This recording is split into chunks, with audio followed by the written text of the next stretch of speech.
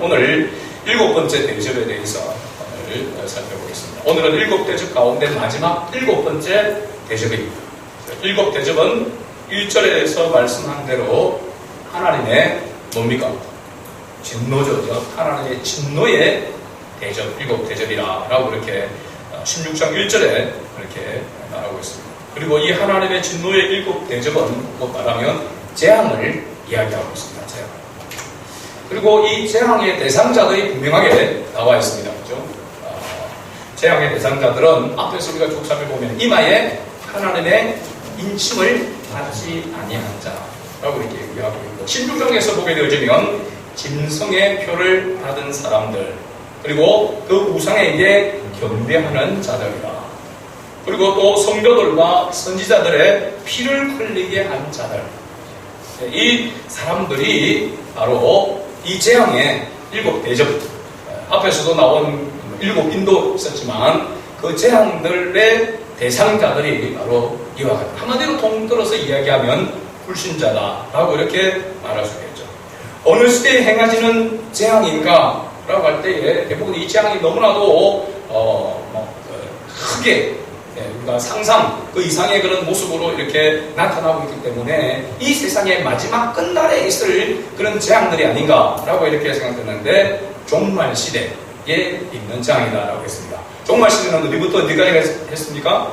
예수님의 십자가 사건부터 시작해서 예수님께서 다시 오시는 재림의 날까지를 종말 시대라. 그럼 지금 우리는 어디에 살고 있습니까? 종말 시대에 살고 있는 것이죠.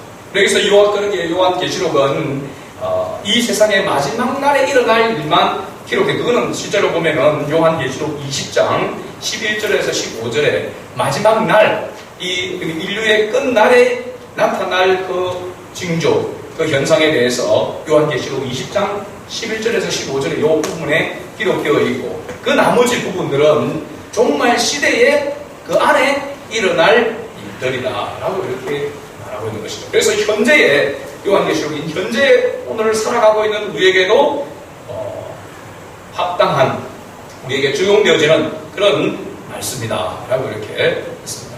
그래서 요한계시록 마지막 날에 대한 그 부분에 있을 그 징조에 대한 부분은 요한계시록 20장 이 부분에 11절에서 15절 이 본문을 다룰 때에 그때 살펴보기로 하고 오늘은 종말 시대에 일어날 재앙 7대접 가운데 마지막 7대접에 대한 말씀을 살펴보려고 합니다. 오늘 읽었던 본문 17절에 보게 되어지면 7째 천사가 그 대접을 어디에 쏟았습니까? 공중에 쏟았다라고 이렇게 말하고 있습니다. 여기서 말하는 공중의 의미는 그냥 하늘, 어떻게 보면은 대기권에 있는 그런 부분인가, 그곳을 말하는가, 우리가 어느 곳을 이야기하고 있는지를 살펴보고 있고, 또 하나님의 음성이라 짐작할 수 있는 큰 음성이 뭐라고 말하냐면 되었다라고 이렇게 말하고 있죠. 되었다라고 하는 이 뜻이 무엇인지를 살펴보려고 합니다. 공중이라고 할 때 이 공중은 물리적인 그런 개념에서 대기권을 이야기하는 것이 아닙니다.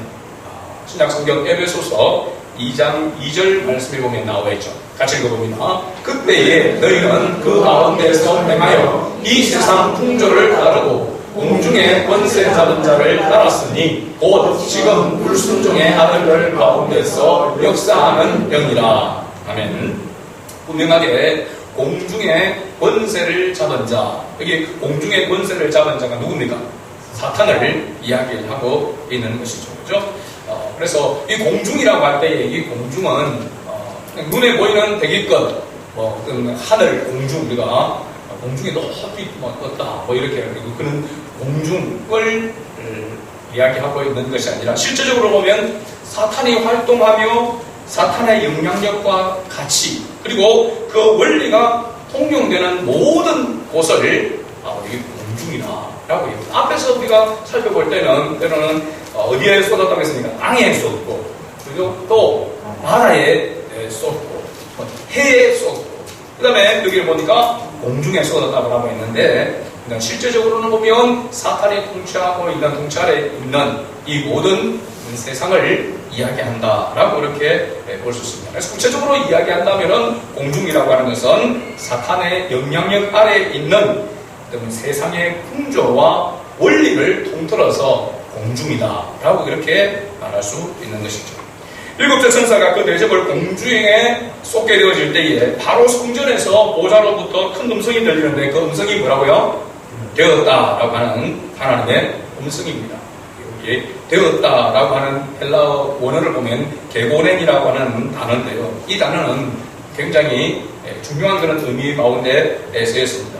예수님께서 십자가에서 그 십자가에 달려서 하신 그 말씀을 가상 실현이다라고 이렇게 얘기합니다. 십자가상에서 십자가 위에서 말씀하신 7 나디를 이야기하고 있죠. 그 중에는 엘리 엘리 라마 사박다니 기억나죠, 그죠? 그리고 마지막 7번째 말이 뭐냐면 다 이루었다, 다 이뤘다, 그죠? 그 말입니다.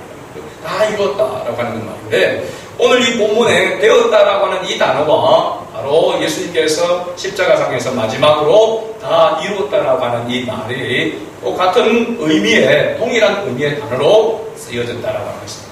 이 말은 뭐냐면 완성이다, 완성을 이야기하고 있는 것이죠. 그리고 이 단어의 의미는 무엇의 완성이냐? 구원에 있어서 완성을 이야기하고 있습니다. 우리가 죄사함의 은혜를 받을 뿐만 아니라 완전하고 온전한 구원을 위해서 예수님께서 모든 값을 지불하셨다. 그래서 기억나시죠? 다 이루었다라고 하는 것은 값을 지불했다라고 하는 말과 같다라고 이렇게 했습니다.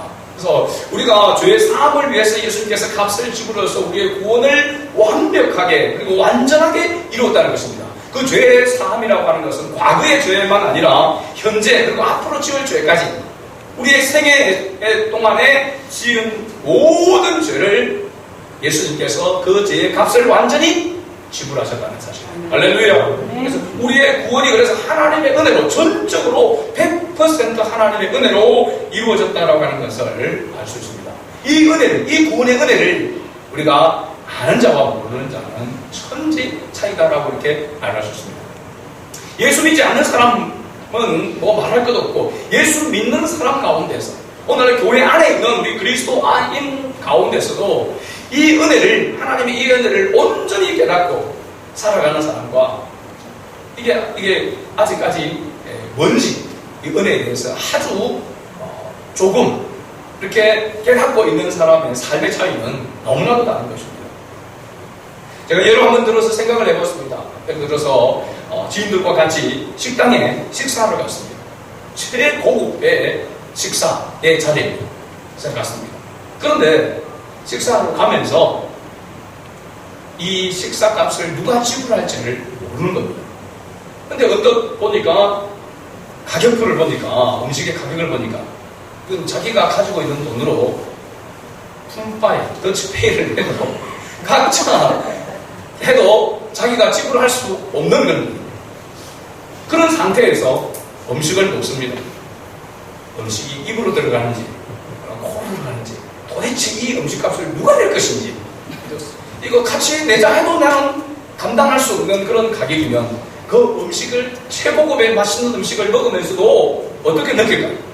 계속 머릿속에는 도대체 이 돈을 누가 낼 것인가. 네. 처음부터 끝까지 그래서 뭐 음식 맛도 뭐 느끼지도 못하고 그러면서 합니다. 그런데 반대로 들어가면서 음식이 나오기 전에 벌써 이 값을 누가 치를 것인지를 아는 사람, 자기 말고 분명히 같이 간 사람 중에 이 가격을 치를 것이다라고 하는 사람이 있다라고 하는 것을 확실히 알고 음식을 먹는 사람. 와, 이거 오늘 이게 무슨 일이고 오늘 완전히 막 개탔다 이러면서 음식 뭐 처음부터 시작해서 막 맛을 보면서 완전히 몸보신 한다 생각을 하고 막 음식을 먹을 겁니다. 처음부터 끝까지 막 감격하고 감사하면서 막 만나게 이렇게 먹을 것입니다. 바로 이 모습이 우리가 이 구원의 은혜를, 그죠? 구원의 은혜를 확실히 믿고 알고 있는 사람의 삶과 모르고 살아가는 삶의 차이다라고 이렇게 볼 수 있는 것이죠. 왜 사도 요한 당시 사도 요한 당시 오늘 이 말씀, 예수님께서 십자가상에서 다 이루었다라고 하는 이 말씀과 동일한 이 말씀, 되었다라고 하는 이 음성을 그들에게, 사도 요한에게 들려주셨는가 사실입니다. 그 당시를 보면은 엄청난 혹독한 박해와 핍박 속에 있었던 그리스도인들, 그 그리스도인들이 아무런 어떻게 세상적인 소망이 없는 그런 상태에 있습니다. 그런데 그들을 향하여서 내가 너희 모든 값을 다 지불했다. 너희는 구원받았다. 너희는 최종적으로 하나님 나라 14만 4천을 상징하고 있는 그 무리 가운데 포함되어서 영원토록 하나님을 찬미하며 찬양하며 살 존재다라고 하는 것을 깨닫도록 한 것입니다. 그러면 그들이 이 세상에는 아무런 소망이 없지만 비록 짐승의 밥이 되어지고 옥에 갇히고 굶주리고 정말로 혹독한 그런 고난의 삶의 연속이지만 이 삶의 끝이 아니라 영원한 하나님의 나라에 들어가게 될 것이라는 것에 대한 확신을 가지게 될 때에 바로 이 메시지는 그리스도인들에게는 소망의 메시지가 되는 것이고 위로의 메시지가 되는 것입니다. 그래서 지금 너희가 예수 그리스도 때문에 환난을 당하지만은 담대하라. 내가 세상을 이겨버려. 너희들의 구원은 완전하고 온전하게 이루어졌다. 너희들의 행실의 문제가 아니라 너희들의 공로의 문제가 아니라 예수 그리스도께서 너희 모든 죄를 다 지불하셨다. 완벽하게 지불하셨고 너희들은 완벽하게 구원되었다 라고 하는 것을 던져준 것입니다. 이만큼 우리에게 큰 소망과 위로가 되는 메시지가 없습니다. 특히 우리가 그냥 살아갈 때는 잘 모르더라도 죽음에 임박하게 됐을 때에 이 구원의 은혜를 받은 자와 받지 못한 자는 천국과 지옥의 차이가 되는 것입니다. 오늘 우리에게 이 구원의 확신이 날마다 있어서 내일의 삶이 감격과 감사가 넘치는 그런 삶이 될 수 있기를 주의 이름으로 축복합니다. 그 다음에 18절에 나오는 표현들을 보면 번개와 음성들, 우레소리 이러한 것들이 나오는데 이런 표현들이 나타날 때에는 항상 하나님께서 자기 자신을 드러내시는, 나타내시는 하나님의 현현이라고 이렇게 말합니다. 하나님 자신을 나타내실 때에 바로 이와 같은 그런 모습으로 나타나는 일반적인 그런 성경에서 현상들이라고 이렇게 볼 수 있습니다. 그리고 그 이후에 큰 지진이 나옵니다. 큰 지진은 바로 하나님의 심판을 상징하는 표현이죠. 성경 전체에 걸쳐서 어떤 이런 큰 지진에 대한 부분들이 나올 때에 하나님의 심판에 대한 상징적인 그런 표현들로 사용되고 있습니다. 이 큰 지진의 심판으로 말미암아 19절에 큰 성이 세 갈래로 갈라지는 그런 현상이 나타나게 될 것이라고 말합니다. 이 큰 성은 뭘 말합니까? 바벨론을 말합니다. 큰 성 바벨론이요. 앞에서 나왔죠, 그죠? 큰 성 바로 바벨론을 말하고 세 갈래로 갈라졌다. 그럼 바벨론이 세 나라로 갈라졌다라고 하는 뜻이 아니라 이 원어적인 그런 의미를 보면 완전히 무너졌다. 완전히 파멸되어진다라고 하는 것을 말하고 있습니다. 뿐만 아니라 이 바벨론 나라의 영향권 아래 있었던 망국의 성들도 무너졌다. 다시 말하면 바벨론과 관계된 여러 나라들도 같이 무너졌다라고 하는 것을 말하고 있습니다. 이 총체적인 멸망이 일어나게 되는 이유가 무엇일까? 그 말씀은 바로 하나님 앞에 기억하신 바 되었기 때문에 이러한 멸망이 나타나게 될 것이다. 뒤에 보면 큰 우박이 나오죠. 이 큰 지진과 큰 우박은 동일하게 하나님의 심판을 이야기하고 있습니다. 큰 성 바벨론의 행악을 하나님께서 기억하고 계셨기 때문에 하나님께서 이와 같은 심판으로 멸망시킨다, 파멸시킨다 라고 이렇게 이야기하고 있는 것이죠.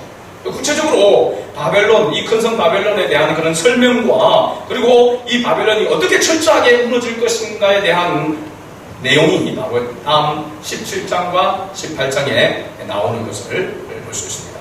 앞서 우리가 요한계시록 11장 8절, 요한계시록 11장 8절 같이 읽어보겠습니다. 그들의 시체가 큰 성 길에 있으리니 그 성은 영적으로 하면 소돔이라고도 하고 에돔이라고도 하니 곧 그들의 주께서 십자가에 못 박히신 곳이라. 아멘.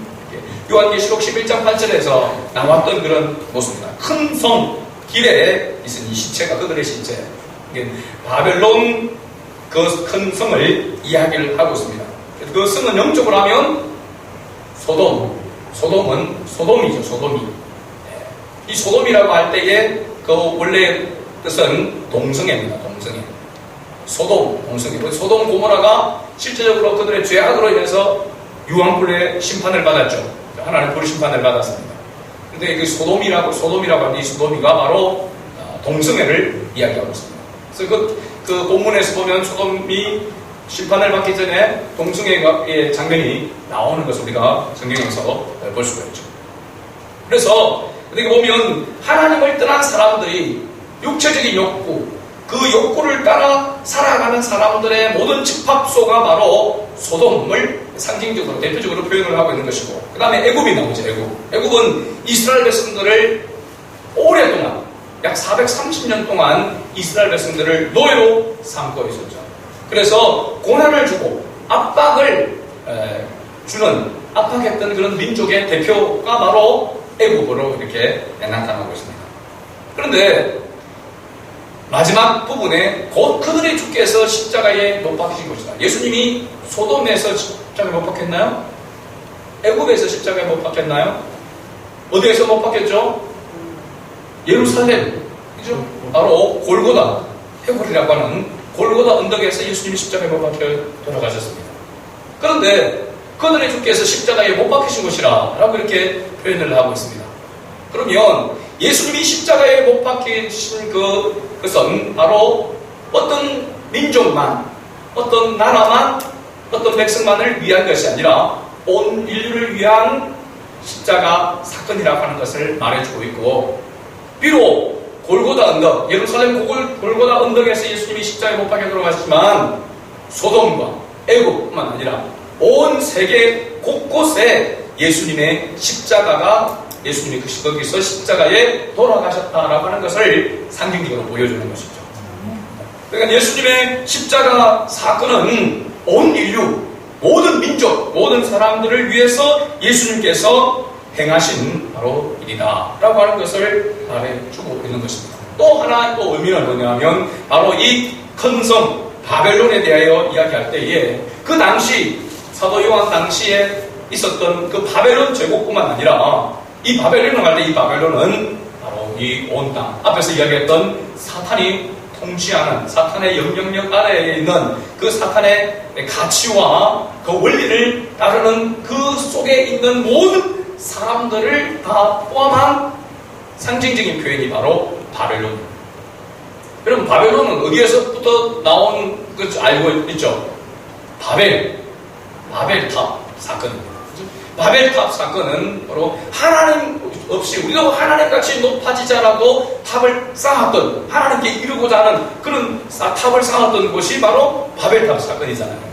그래서 바벨론이라고 할 때에 이 바벨론 나라, 이 제국은 바로 뭐냐면 실제적으로 하나님을 대적하는 그러한 모습으로 상징적인 그런 제국이었고, 오늘날 바로 하나님을 떠난, 하나님을 대적하는 모든 사람들의 그 통칭을 해서 상징적인 표현이 바로 바벨론이라고 하는 사실입니다.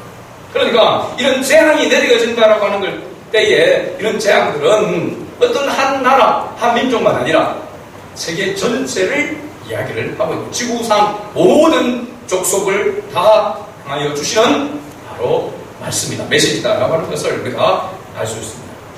자, 큰 성 바벨론은 바로 이 사탄의 권세 아래 놓여 있는 이 세상을 말하고, 구체적으로는 누구를 말합니까? 짐승의 표를 받은 사람, 이마에 하나님의 인침을 받지 않냐는 자들을 이야기하고 있고, 이 세상 모든 나라, 즉 하나님의 진리를 떠난 이 사람들이 하나님의 진노의 포도주 잔을 받을 것이다 라고 본문에 말씀하고 있습니다. 이 진노의 포도주, 진노의 포도주라고 하는 것은 포도주를 마셔서 취한다라고 하는 그런 뜻입니다.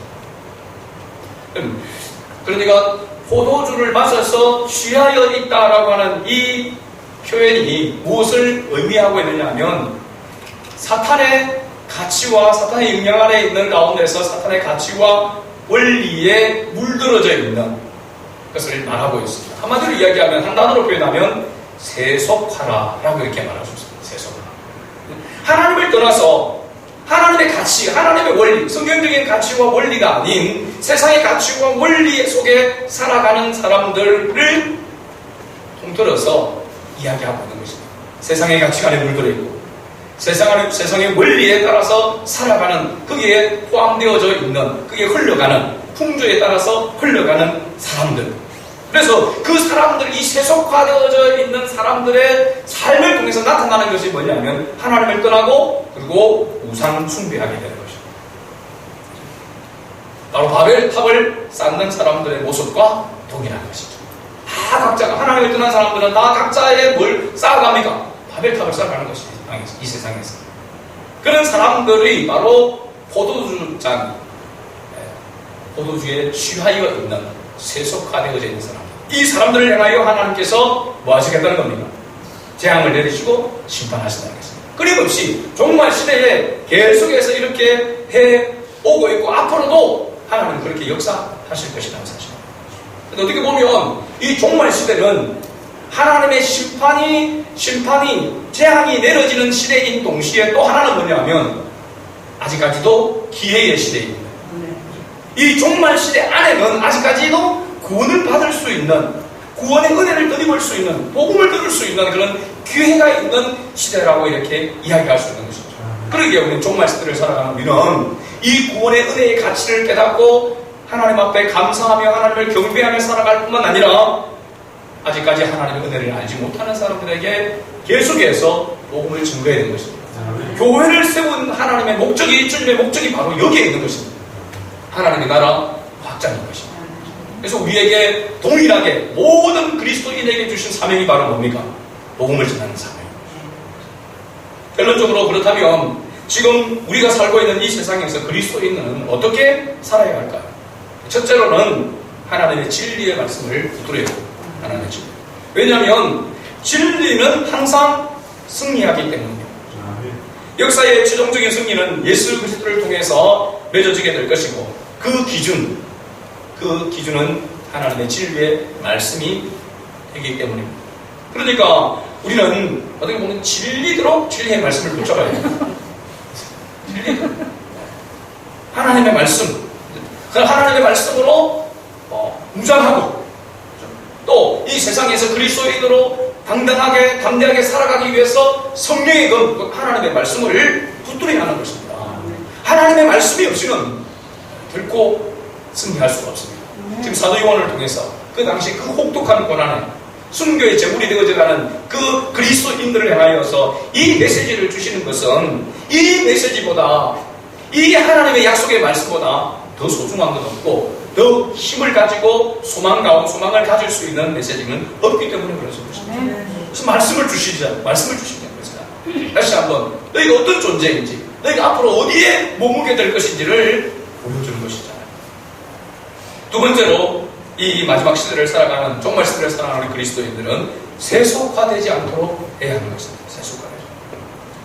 이 두 가지 진리의 말씀을 붙들고 세속화되지 않도록 하기 위해서 이 두 가지를 행할 수 있는, 이런 삶을 살아갈 수 있는 그 원천이 뭐냐? 예배입니다. 예배. 할렐루야. 그래서 주일 예배의 이 자리가 중요한 것입니다.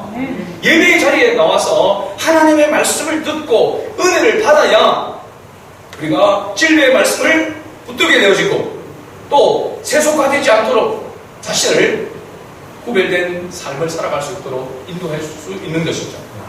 주일 이 예배 자리는 구별된 날에, 구별된 장소에서, 구별된 사람들과 함께 구별된 시간에 하나님 앞에 예배하는 이 시간이 너무나도 중요하다는 사실입니다.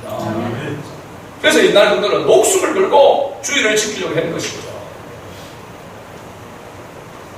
코로나19를 통해서 주일 하나님 앞에 나와서 같이 성도들이 한자리에 모여서 예배드리는 이 예배의 삶이 얼마나 중요한지를 경험하고 있지 않습니까? 사실은 저는 그런 염려가 됩니다. 대형 교회들은 그 다 한자리에 다 모일 수가 없습니다. 근데 우리는 코로나 시대에 맞춤 교회예요. 어디 때문에 누구 때문에 오늘은 다 못 나옵니다. 밤만 나오십시오. 그런 것도 아니고 그죠? 한자리에 이 답이 나옵니다. 밑에 1층에서 또 카페에서 예배도 들을 수 있는데 그렇지 않고 이 자리에 함께 예배를 드리는 것이 얼마나 큰 은혜인지 모릅니다.